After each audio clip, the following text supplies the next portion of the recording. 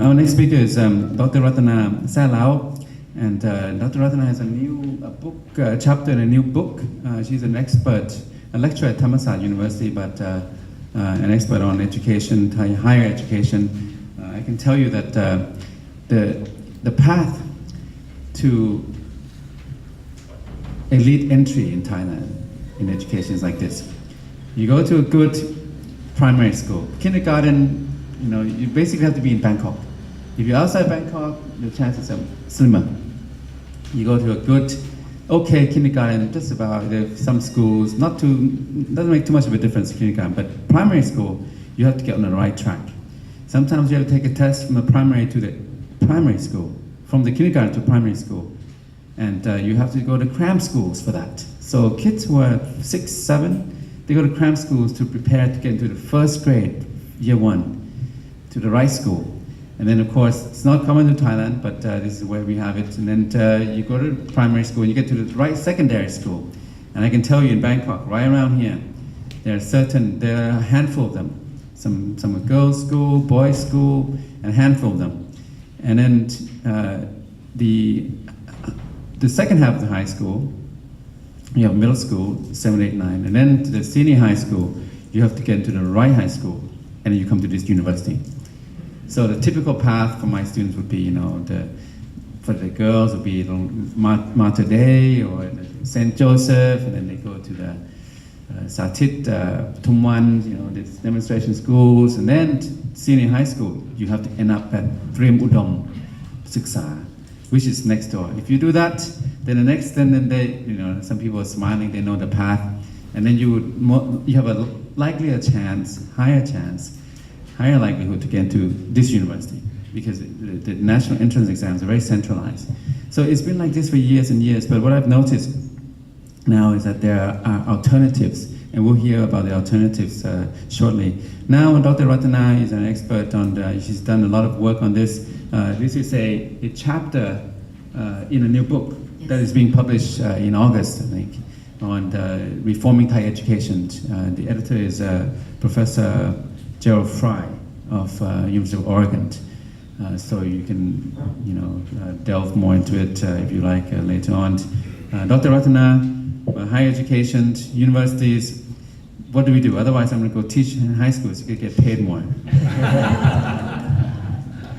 Yes, Excellencies, ladies and gentlemen, apologize for my broken voice. Thank you very much, Dr. Thitinan and Chulalongkorn University for having me here. And I think what I would like to address here is, even if Chulalongkorn or Thammasat University, I would like to add to that list, and Mahidol universities, Chiang Mai universities, or Kasetsat universities are the hopes and dreams of Thai students. These public universities are like the panaceas and the apex of what students dream of. They spend 16 years of life wanting to get their feet in these doors. But what my presentations want to focus is what goes on in these doors, what problems are facing in these doors, and particularly what promises have been made in order to make these institutions better. What kind of policies, we heard a lot from Dr. Kirida and Dr. Pumsaran, the kind of problems facing primary and secondary educations and vocational education. This is a very good sequential presentations, because I would then present to you what kind of problems are facing this dream university, and whether the promises to rectify these problems have been addressed and have been delivered. And particularly one of the policies that is the dream policies for higher education is the autonomous university policy. For the past 50 years or so, there's no more contested reform within higher education than autonomous university policy. And to present this, I bring data from 3 sources.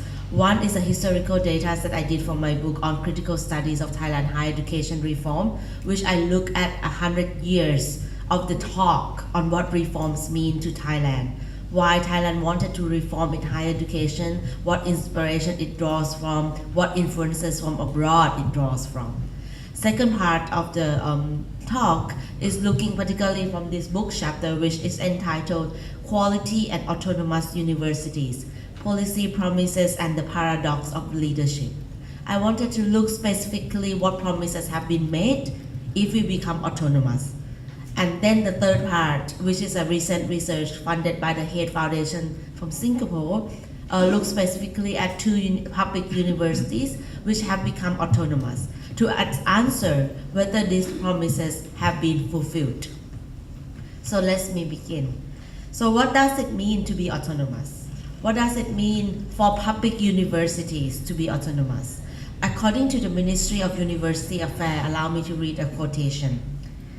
Becoming an autonomous university will make the university become more flexible, flexible, greater freedom. There will be less or minimal control by the state.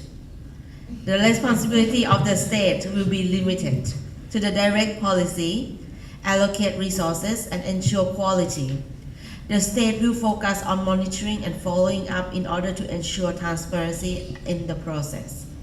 There are many promises are made within this very short paragraph, and these promises have been used again and again for the past 50 years in the policy papers, in the dialogues. Basically, a shortcut is saying every problem in higher education will be solved if university is no longer with the state. Why is that statement problematic?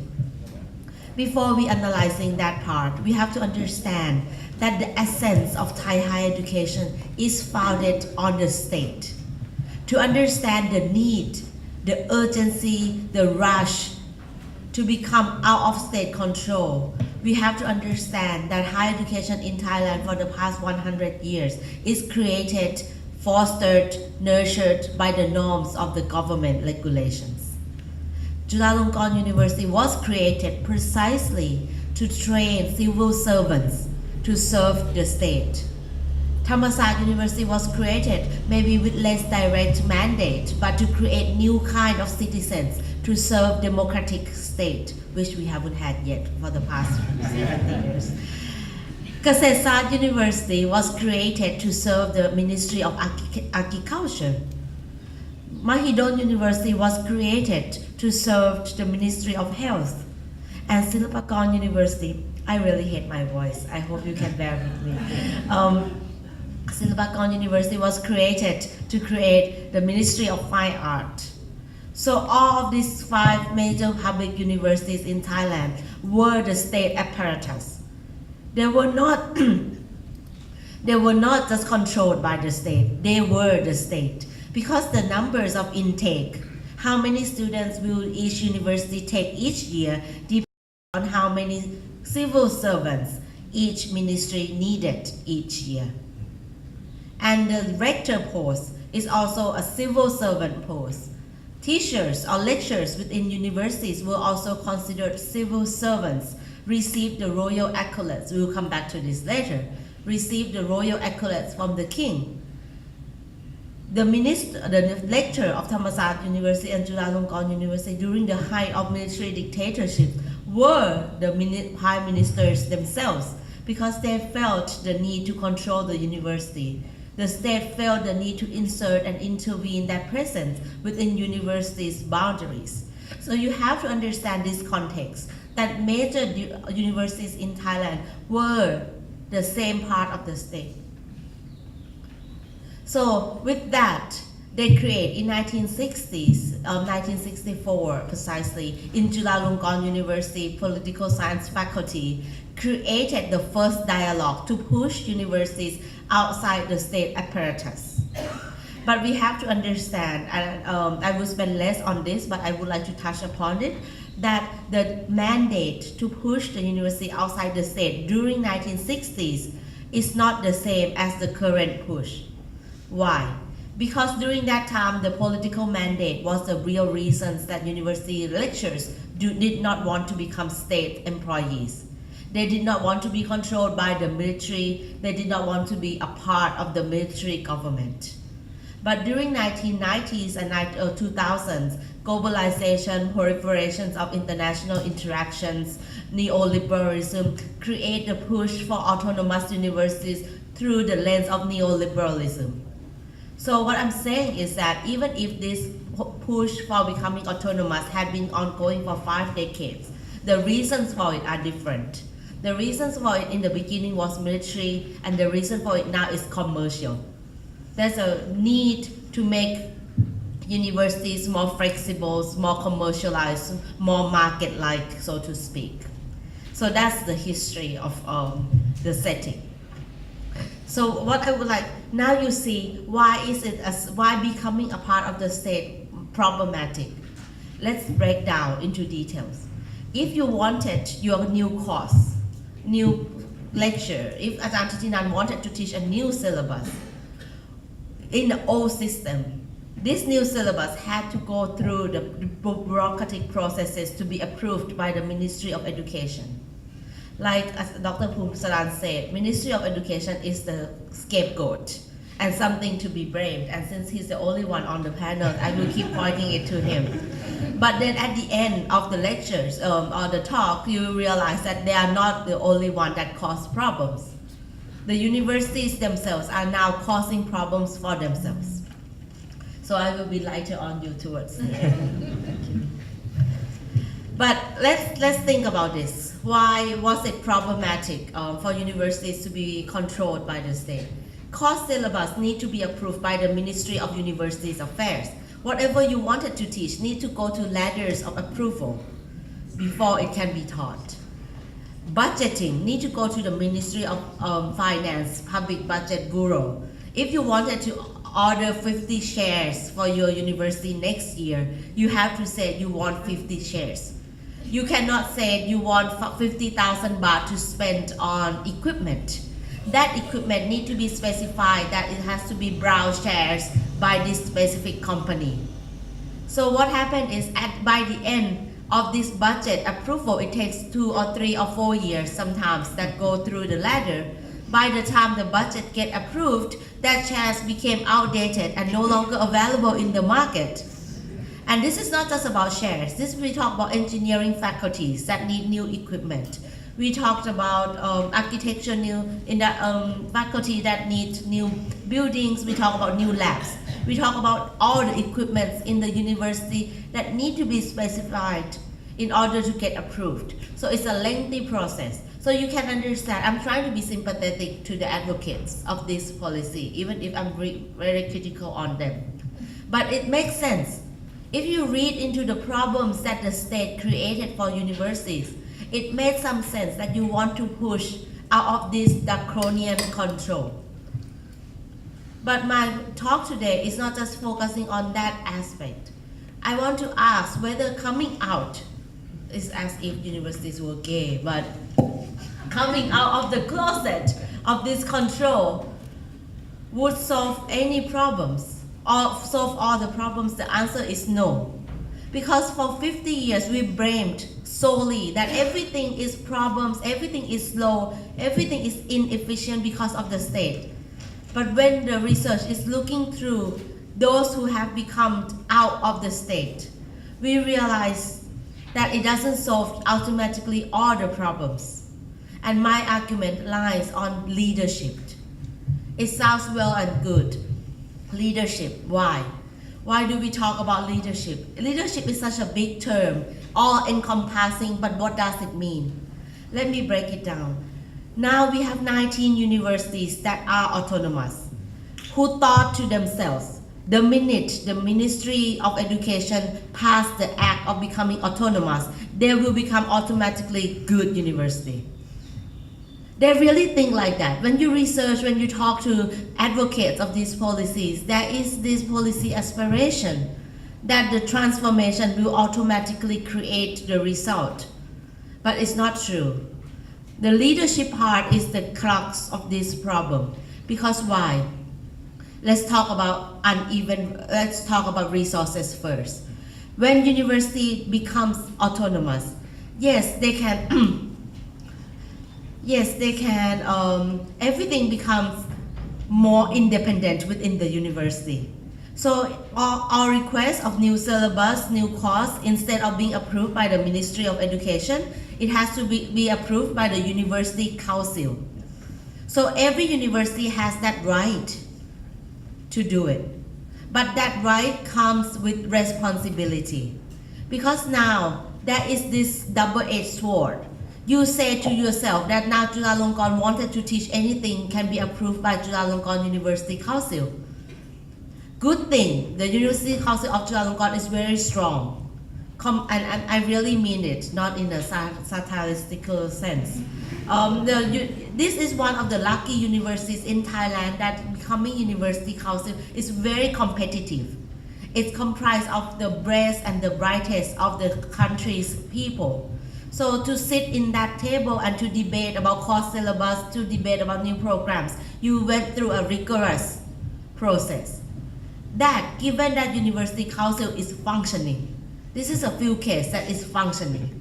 But in 160 cases, and in more of the universities in the outside areas or in the less known universities, that University Council is comprised of politicians, local it's comprised of the rich and the bright, I don't know, those in the provinces. It's comprised of the powerful. The intellectual debate did not go on. Whatever wanted to be approved, get approved. And the rationale behind approval of these courses links to the second point I want to talk, which is uneven resources. Because when university become autonomous, they needed to earn their own money. Not 100%, but 50 to 70% of operational costs need to be independent by the state. So the university need to find resources in order to get this money. So if you are Chulalongkorn, I am speaking here, so I use a lot of reference here. And if you are a top university like Chulalongkorn, you have different ideas of how to get this money. Consultancy, right? Projects, seminars, events, labs. There are different things that faculty members can do to generate income. But if you don't have this kind of infrastructure, if you don't have this kind of intellectual support, all you will do is create commercialized courses. Short courses for MBA, executive courses for Luke Zhao Paul, and teach. I go to these things a lot because this is very famous in universities nowadays, private and public university alike, opening courses for superstars to meet super rich. So Instagrams are full of weekend courses in such and such universities to learn about how to be executives. And these courses make extremely large amount of money. So universities without leadership will be opt into those options that create weekend and getaway courses in Maldives. So university becomes supermarkets for those who want degrees and papers and connections. Universities become a weekend shopping malls for those to exchange their name cards. So what does that mean for education? Without leadership, you end up turning institutional facilities to become commercial facilities, right? So I think I'm reaching the time. The last part that I would like to mention is also the obsessions that this university will become flexible.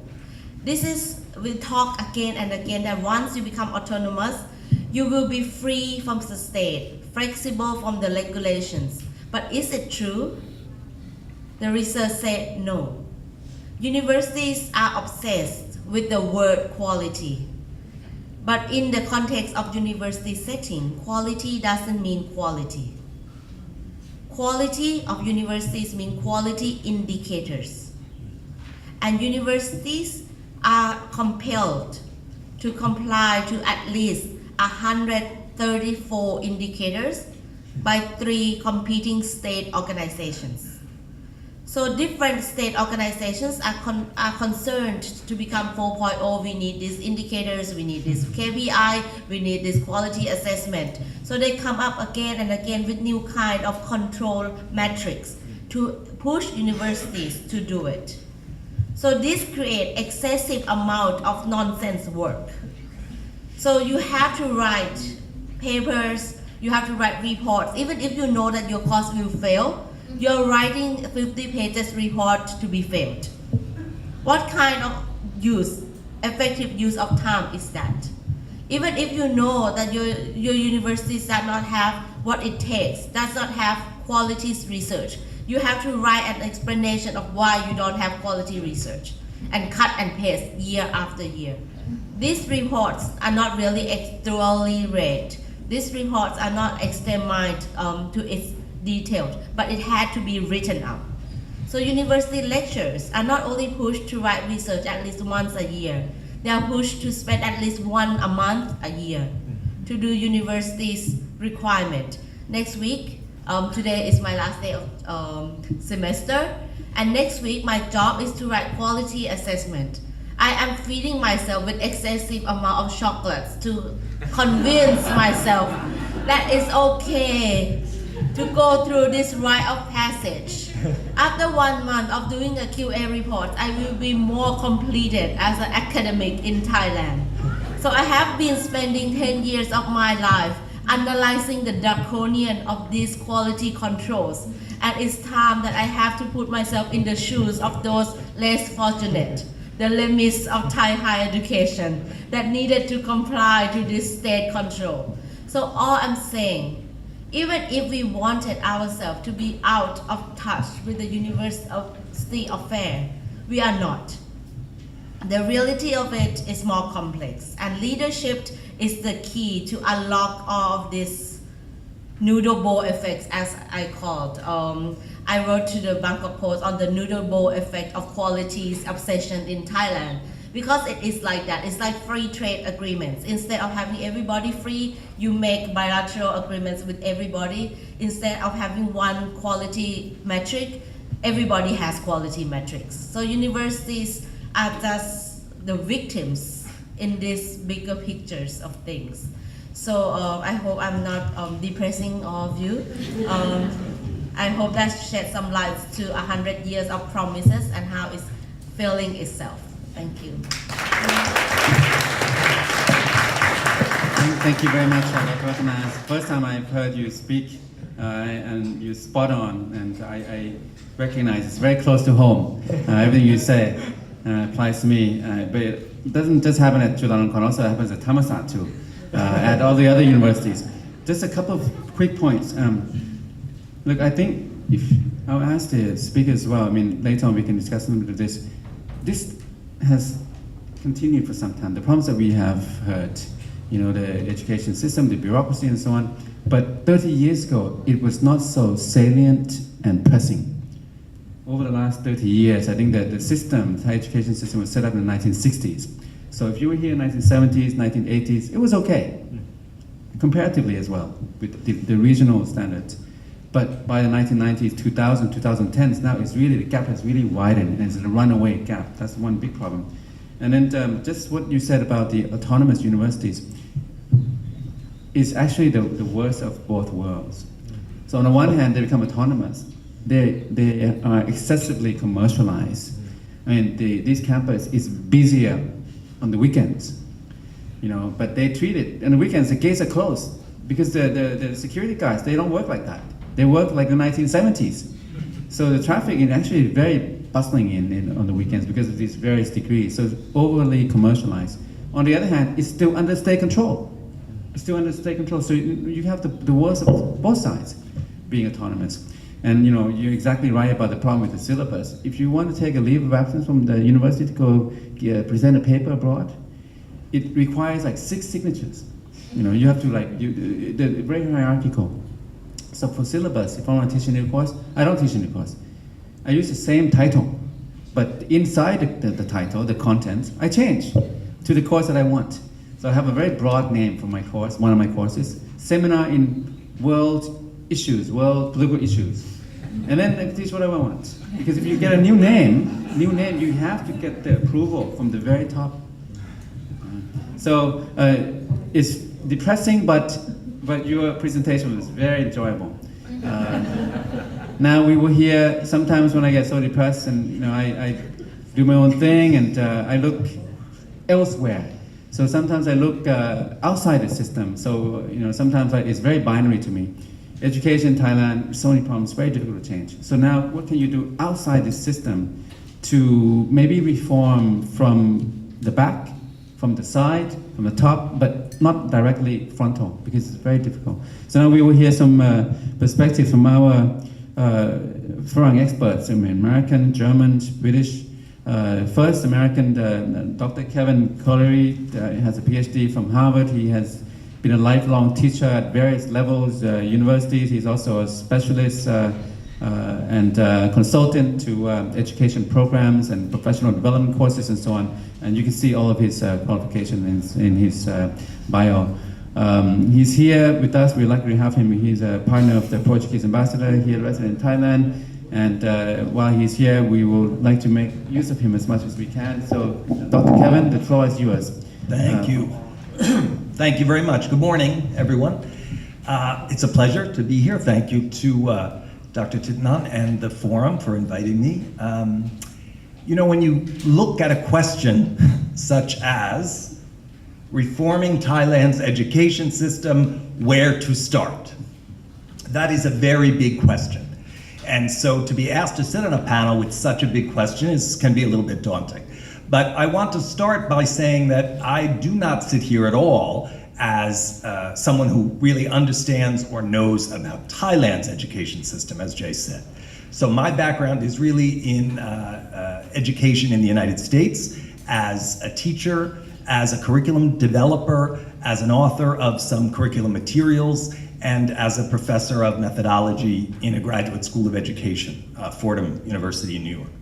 So when I look at a question like this, it sometimes helps me to break it down into simpler questions.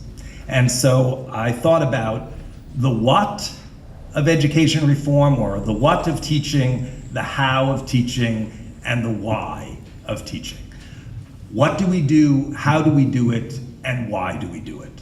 So from a United States perspective, I have very little to add or share in the first of those questions, in the what. Because from a curriculum perspective, we're a very odd place. We're probably the only nation, or one of the only nations in the world, without a national curriculum. Everything in the US is based on the state that you live in, one of those 50 states. And it's only been in the last 10 years that there's even been any movement at all with the publication and the utilization in many or most of the states of the Common Core state standards in English language arts and math, of even discussing any kind of common curriculum across the K-12 space throughout the country. So we are really, in many ways, you know, when you think of us in the family of nations, we're really a teenager, right? We're only a little over 200 years old. Compared to other nations, we are very, very young. And certainly, maybe that's one reason why what's going on now in the nation is going on. I don't know. I look for reasons every day. But so this idea of what do we teach, that's something that I don't think the US can bring a lot to the table of discussion. And Thailand, of course, goes through their own discussions, as every nation does, about the curriculum that's decided upon for teaching in the schools. And for this, I think there is something that's salient and interesting to share, because currently in the United States, curriculum directors, teachers, people at the university level are very involved in a discussion about how we are teaching our students. What are the processes that happen within our classrooms around the country? And one of the big issues currently under discussion in many parts of the country is something that's called 21st century skills.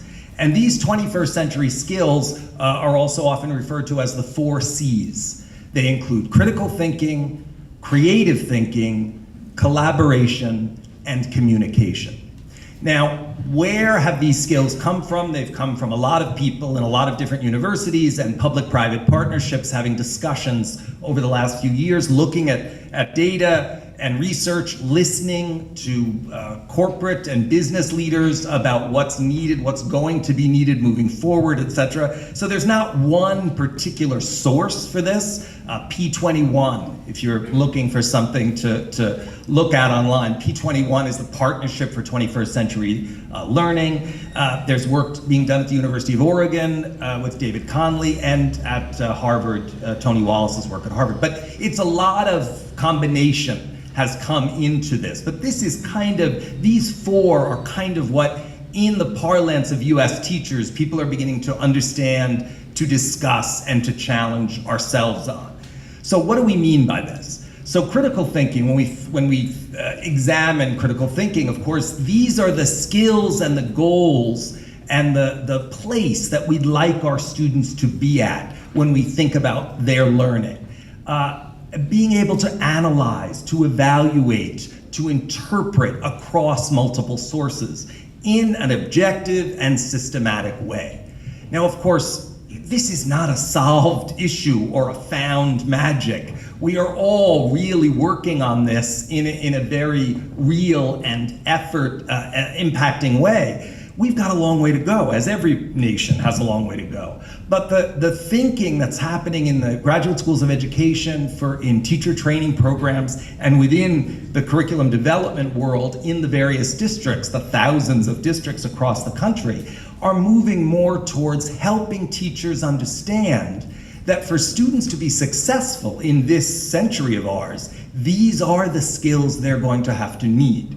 So there's the content, of course, the what, as I mentioned earlier, that's being taught, but this how, these processes and these 21st century skills can really be attributed or worked within any set of content. So getting students practiced from an early age into this idea of understanding what it means to evaluate, to analyze, to interpret, and look at multiple sources when you are posed, when a problem is posed or when a question is asked. In essence, it's really about helping students learn how to ask questions all the time, all day long, about everything.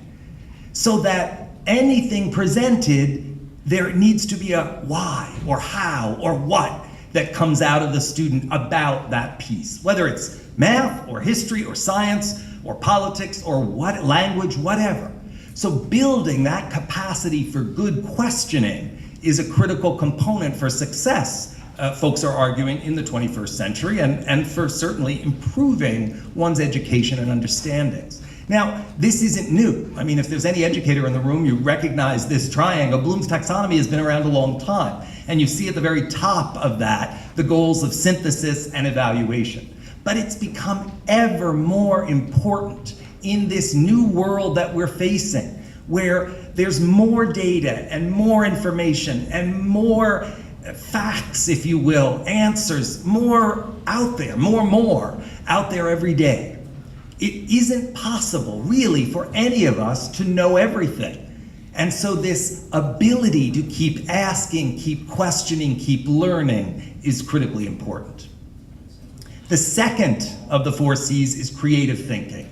And this list, of course, is also fascinating, but helping students understand what it means to be divergent and to actually own the emotional part in them. For those of you who know me, that's not a challenge for me. But for some people, and when we think about education, that's often, people are, well, it's not an emotional, it's only an intellectual. But in reality, the whole person, the organic nature of who we are, comes as part of our creativity. This list, however, is a little bit terrifying, right? If you're a teacher or a parent, and you think about a room full of kids doing this, it's a terrifying reality, right? This is not easy. None of this is easy. But it's absolutely necessary because of this little factoid that came out of the Davos, the rich people all go to Davos every winter. So last year, the World Economic Report in Davos said 65% of our 5-year-olds who are entering elementary school will end up in jobs that have not been created yet. Think about the AI industry alone, right? We've just begun. So if we're gonna get our students ready, we have to allow that creativity. We have to actually train or help them know how to be creative in a positive and functional way. So critical thinking and creative thinking are incredibly important when we think about success in the 21st century. So is collaboration. The days of doing it all your own really aren't with us anymore. Think about your own jobs, your own education, your own experiences. Rarely, except in poor professor's case of having to do those QR reports, but rarely do you spend hours and hours alone on any task. I mean, in the real world, you almost never do. So helping students understand what it means to delegate, to produce, to decide together, to report out. Is that okay, Jay, that bell? Is that, oh, it's gone, okay. This is, I didn't know, I got a little timer here, okay. So, you know, I love this image of, this is a group of Thai high school students working on a project together, boys and girls. It's some kind of science project that when I saw this picture and I said, this is what education should look like. This is collaboration, and it's what real world work also looks like. So this idea of project-based learning, of problem solving together, critically important for success in the future. And that finally leads us to the last of the 4 C's, which is communication. So of course, you know, schools have always taught the basics about reading and writing in one language or another, the national language or the other, but also the keys about listening, about speaking, but more than that, more than the basic R, the 3 R's of R of reading, we need to think about digital literacy. The importance of helping students understand how to manage this or the computer or whatever keyboard is in front of them is critically important. We also need to focus on our multilingual capacities. I speak to you now very personally. I am often in my world here with my partner, the Portuguese ambassador in the diplomatic world in Bangkok, I am often, almost always, the only person in a meeting or at a table or at a dinner who's monolingual, because I basically am monolingual. I try with the Portuguese and I pretend with the Spanish, and I don't even try with the Thai very often, sawadee krap. But I am a monolingual person. It is no good. None of us should be monolingual. It's an embarrassment for me, and it's an embarrassment in my nation because we are notoriously monolingual. This work in multiple languages is a key element, and we don't even know yet how good we can do with it. The brain research that has just begun and its impact on education will be tremendous over the next 50 years. Already the data is starting to come out about the bilingual brain and what the bilingual, trilingual, multilingual brain can do that the monolingual brain cannot. So working on multiple languages is an incredible piece of this success or this display when we think about 21st century skills.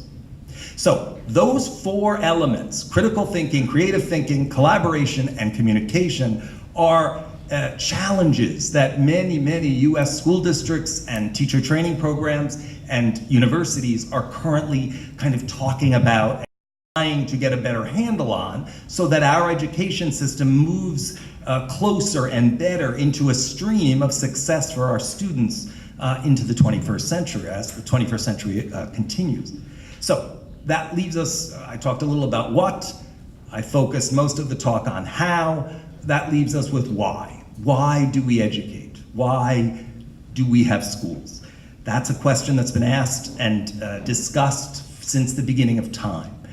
Certainly in this country right now, it's being discussed. The questions around the Johns Hopkins study that was reported in the Bangkok Post last week about the types of education that work towards certain systems, certain political systems. The issues that are facing Thailand right now are all part of this why. Arguments, of course, live on one side. Well, you know, education is just to continue the status quo. The other side, which says no, education must change the status quo, must challenge and create greater equity, greater freedoms, etc. So it's not mine to answer that in Thailand. That's a question and a challenge for Thai. But I leave you with one of our great American philosophers, John Dewey, who's a great personal hero, professional hero of mine, who said, I believe that education is the most fundamental method of social progress and reform. Now that is, of course, I believe, depending on what we do with our education system and what we come to understand it as and how we make it better. I'll leave it at that. Thank you very much. Thank you very much, Dr. Kevin. The flip side of what you mentioned about 21st century is something we've talked about before, which is the fourth industrial revolution, the challenges that we will encounter. Already we're seeing that everything, all kinds of things are being transformed. Media is no longer the same, not what it used to be. And education now there's a big question mark about, well, what do we teach these days? You can learn a lot on your own, and there are all multitude of platforms to learn from. Let me move to our next speaker. I know you have a lot of PowerPoint, Markus, but please maybe you can share with us in a 15-minute frame or so some of your experiences working on vocational training. I'll not forget this one encounter I had in Germany, right? So some years ago, I had a young lecturer at a fellowship in Germany. So I was on a train and I met a young German. So I thought from Thailand, I'm socialized to value degrees. So you want to get a degree.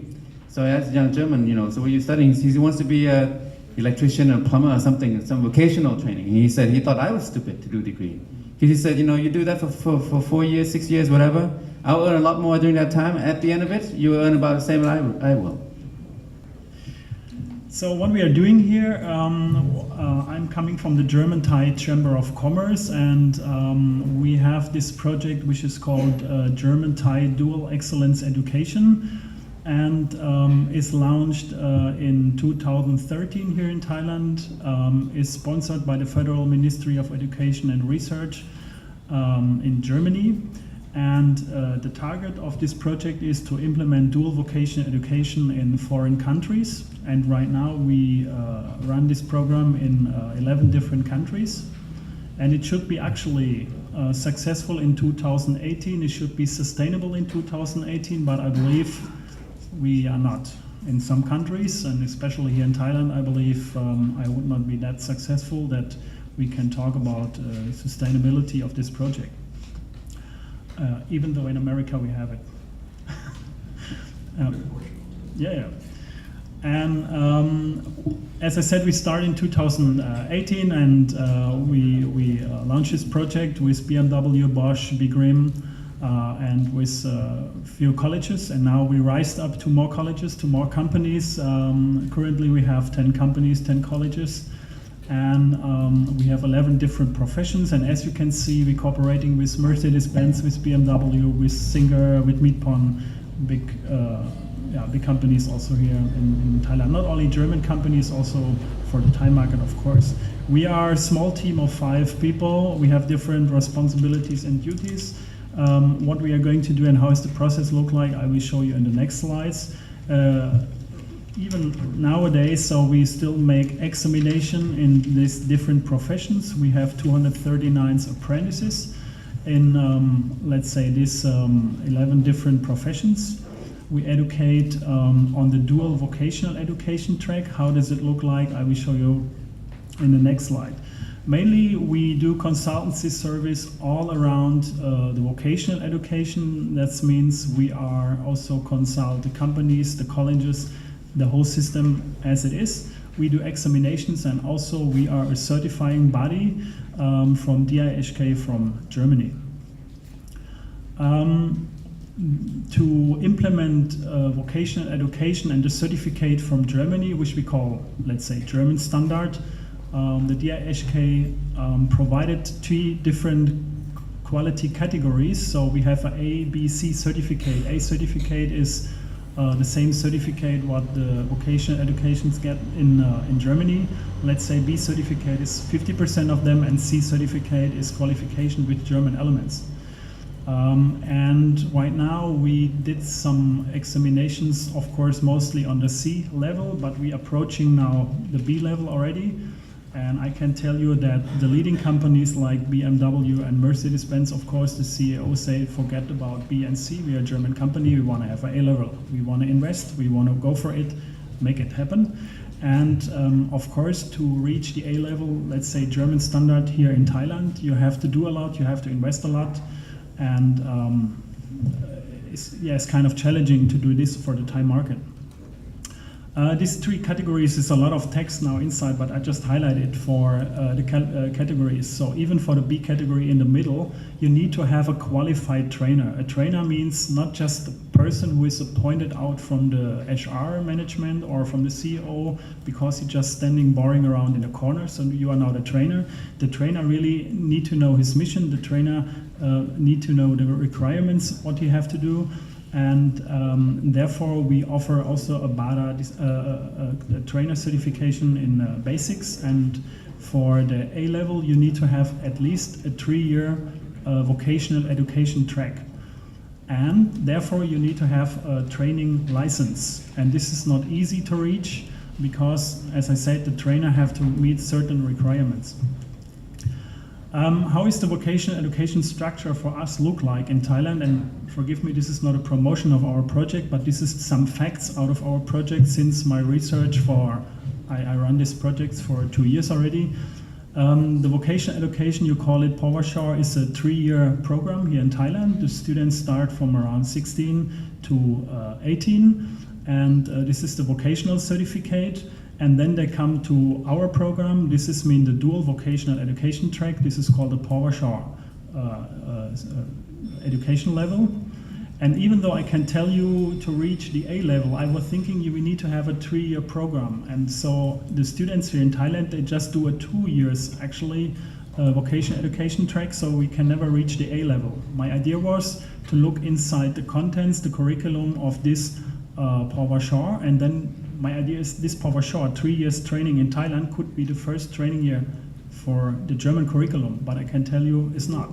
There's a big lag. So even though the 3 years in Thailand on vocational education cannot build up the first training year of the German curriculum, impossible. So we need to change a lot in that, and we have to implement a lot of elements more than that. And that is what Kevin said earlier. And here in Thailand, the W questions, why, where, when, how, what, is still not in there. And I believe even though in the vocational education and probably also on the university level, you teaching more on facts, never in the why, how, where, and when. And the characteristics of the dual vocational education in Germany, of course, should be mainly provided in the company and supported from the college, from the vocational college. For here in Thailand, is the 40–60% would be good to have it, but there is also some misunderstanding, not only in the Thai market, in the other region, also in the other countries. And in Germany, we have like this, we have 3 to 4 days training in the company and 1 or 2 days vocational education school supportings. Or you can do it on block, that the students go 6 weeks to the company and 3 or 4 weeks to the college, something like that. It depends on the negotiation between company and college. But vocational education should be mainly provided in the company, and this cannot be done by only a training for 3 months or just like, let's say, an internship in the company. They will never ever reach the skills what they need to have for later on when they're working on this profession. And even though it's company-based, what the students study, but even the company have to align and have to teach on the curriculum, which some companies even don't do that because the trainer, he don't know how to implement that. We have in our program, when I took over the program, we have a problem with the 2-year training program, and they call it dual vocational education. They name it by that. And I think to copy and paste, and when countries said, we want to have the German model because it's very successful probably in Germany, I believe you cannot just copy and paste it. Copy and paste is work only in the cyber world, but in the real life it's not, because here we're dealing with human being and we're dealing with the cultural things and political things as well. So they call this as a dual track. But of course it's not. They said when the students goes 1 year permanently in the company and have a training, plus 1 year permanently in the college. This is dual, of course, or the other way around, because it's easy to handle. Forgive me to my fancy presentation. I have a lot of pictures and movings into that, but I believe mostly I'm working with the students, and I believe if the students understand, the human also understand it.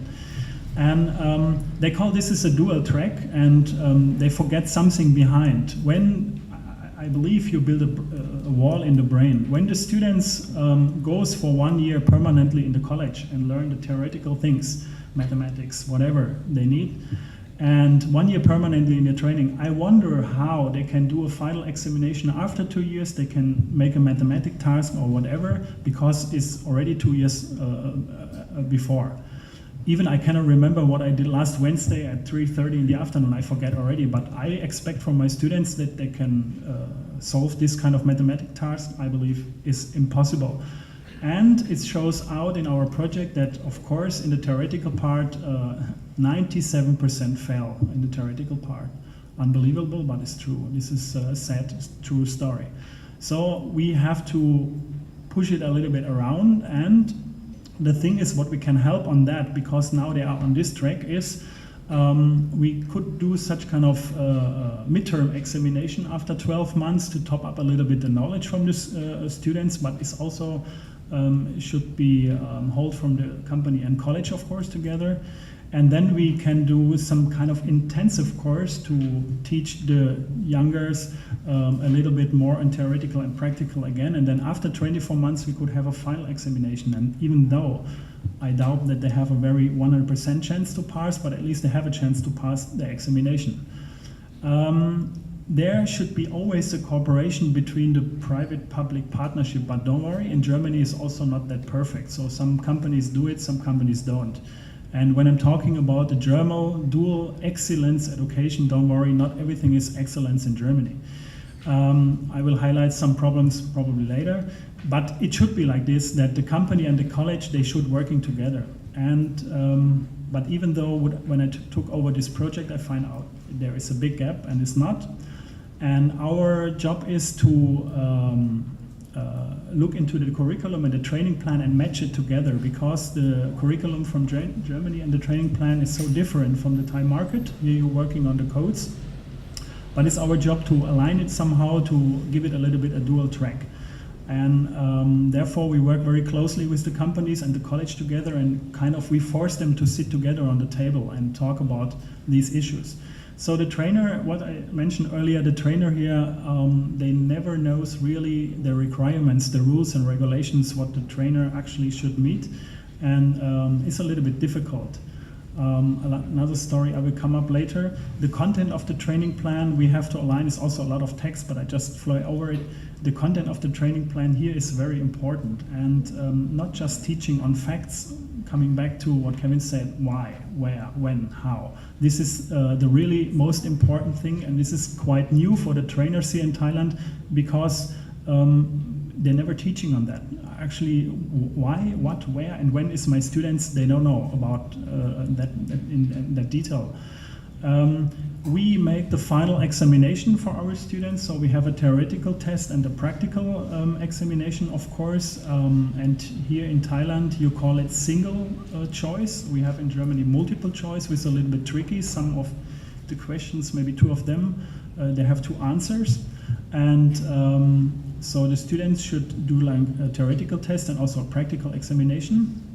It's depend on the profession, but it's count 50-50, and at least they have to cross over the 50% border to pass this examination. For this examination, we have independent examiner boards for each profession, and the examiner boards, in this case, we chose the Don Bosco Technical College, because we said in Germany, like, who teach and train, who cannot be the examiner, of course not. So you need independent people to make it a little bit equal for the student. We have a vocational education committee where we have a regular meeting, so we sit together on the table, and for us it's very important that not only the trainer and the teacher come together, also the employer, the HR team from the companies come together, because they want to have qualified workers for tomorrow, so they have to mention something, they have to talk, they have to discuss with us also where should be this journey end up in the end. When I came here to Thailand, it was a little bit question mark in my head, how is dual vocational education actually work here in Thailand, and therefore we created a school assessment and also a vocational education assessment, which we have in Germany. Every school, every college, every university have to pass an assessment once a year, and therefore then the government can see, of course, where we are, which point we reach. And for this school assessment, I implement such kind of assessment here in Thailand. The idea is there, I believe we're thinking about general and we pick up the students from that moment, but I think we should pick up the students where they are. Some of them very close, some of them very far, and we cannot accept that every students have the same knowledge, they are on the same level, and they are same willing to do something. So therefore I think we need to look more into the detail and see where the students on which education level they are. I have a little video clip. I'm not sure now is it work or not because of the misunderstanding of the students somehow. Maybe some of you might know it, but so their little kid is there and very maybe simple task 2 + 1, and so he knows now his mission, and then he writing it. So what is he writing? Of course he writing okay. 2 + 1 is okay. I can repeat it again. And this is the mindset of the students, because they're never thinking into the detail, into how, where, when, why. He just thinking and just looking to his neighbor, and he just got it, and it's okay. Yeah, he's right. But in detail, he's not that right. Coming to the school assessment back, the school assessment actually should not judge the individual teacher, but forgive me, I have to do, because when we do the school assessment, I sit into the classroom and I look how the teacher teach the students. What is he doing with the teacher, with the students? Sorry. And it's an external overview, not an internal. When the colleges have their own school assessment and report this to the government here, there's always everything is colorful, everything is perfect. But if we do it from an external perspective, then we find out not everything is that really perfect. And for me, it was very important to have an interview with all the peoples who are, let's say, around such kind of education system. We had interview with the students, with the teacher, with the trainer, with the parents, college, management, and also employees, and asking them, all of them, the same questions. You have different answers. And this is a funny thing. And also we have observation. We look into internal management, into the infrastructure, and also in the method of teaching, what I just mentioned earlier. And I have a lot of funny stories about this. But this is the true story, and I'm talking only about our project. And please forgive me, this should not be count for whole Thailand, but in our project is like this. And the quality assessment, we have 6 quality fields, we have 29 subfields, but I thought for Thailand we have just 13 fields out of it, and just brings out our detail of our quality assessment. We bring it out like a traffic light. Red is mean stop, you have to develop something. Green is mean okay, it's very perfect, you can go. We bring it out in the graphic. And then you can see very clearly where is the lacks or where is the problems. And here is, in our project, of course, we have conflict management, and I don't want to touch this topic too deeply, but here in Thailand, the vocational education colleges, they still have a student fighting big problem, and they told me earlier, Markus, please don't touch this problem here in Thailand, or you go back first class in a wooden box back to Germany. And I be careful a little bit on that, but still, it is a problem here in Thailand. Out of Thailand, probably not, but in Bangkok, out of Bangkok, probably not, but in Bangkok, it's a very big problem. And this is also a problem for the students. So people said maybe it's not that big issue, but for the students, it is. When you have interview with the students fear to come to the college in the morning, and they fear to go back in the evening. And this is a very, very true story. And see the picture on the left side, some students got the haircut, not because of he find a fancy hair barber. He got the haircut from the teacher, indeed, because he did something wrong. And I believe this is a violence into the human being and should not be like this anymore. So we're talking about the history now. And asking the students, so there was sitting like 6 students together in the group, and all of them have this haircut, so, oh, you are a really fancy group. No, we don't like that. The teacher did it because we did something wrong, and I think there should be some other issues that the teacher can do to, let's say, judge the students, but not in that way, because these little kids go back home, he passed the 7-Eleven, he passed another store, everybody can see he's a loser. Even his grandmom, his dad, they can see immediately he did something wrong. And I think we should not do this anymore in this century of period of time. Even the students, they really don't like it. And I believe such kind of haircuts also cause this kind of student fighting, which I get the information from the students. Looking into the infrastructure and the method of teaching, what I said earlier is I sit into the classrooms and see the structure and how the teacher anyway is working. And also the vocational colleges, they have workshops. We look into the workshop departments. We look at the health and safety problems. And I can tell you also here, there is a big problem that the students have different sizes. Some of the students standing at the workbench, they are very tall. They're filing the whole day like this way. Some of them have to filing the whole way like this way, asking a 17-year-old student, do you have back pain? Yes, he have back pain already. He's 17 years old and have this problem. And I wonder why. And this is the graphic, what I said. We find out there is a communication between the college and company, asking the trainer, what do you know about the college? The trainer even don't know where is the college and even don't know what's going on in the college. And things like this, there is no gear up between both of them.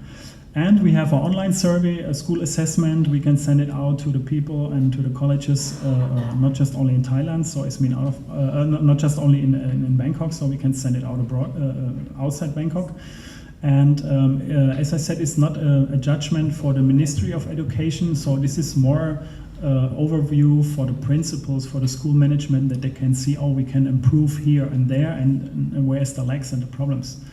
We want to give a quality-tested certification sticker, let's say, on the school door and the college door, that we said, okay, this college or company is quality-tested. And we find out during this research why vocational education and where are the problems and why it's not really work. It's difficult to reach good students for the companies, to get good students who is willing to walk on a dual vocational education track. And for the company, it's very difficult to offer them a career path for the future. It's difficult to have qualified trainer, as I mentioned it.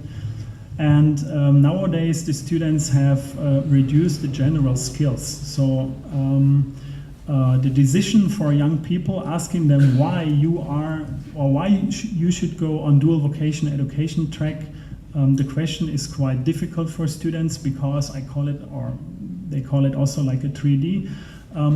Vocational education is difficult, dangerous, and dirty for the first time.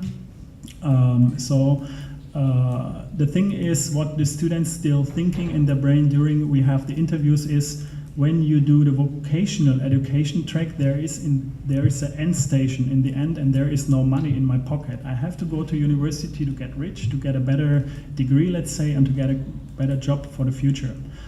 But I think, and I believe this is not true, because we in Germany, we have a very successful vocational education tracks, and even though you can earn more money also in Germany than the university professor, let's say, but here, let's say, the companies have a problem to invest in vocational education because of what? They invest in these 2 years when they are in our program. Of course, they invest in the student a lot of money, and then the students, after he get the certificate and after his examination, he go to another company because he get 50 baht more in the neighborhood. Of course, he move out, and the boss of the company, the CEO, he may be angry. Or the students maybe later on, because they want to study, they think there is another career path they go, and even though the company lost a lot more. What we offer to the companies is, you should change your company structure a little bit, give such kind of youngsters a career path, offer them more inside your company, and then even offer them more money. And some of our companies, the students already got more money than even graduate students from the universities like this. And even though he can climb up this kind of ladder. And also the company can give the students a little bit more value when you have the health insurance, not just for him, also for the family. Then there is a little bit more behind. Sorry to took a long time, but I just want to give you an overview about the problems of dual vocation education. Thank you. Thank you. I'm sorry to press for time. I'm sorry, Markus, but we want to also engage the audience. Vocational education used to be more popular in Thailand in the 70s and 80s. And with commercialization, I think there's been an emphasis on degrees. Nissan and CP now they've internalized by having their own school to address this skills problem.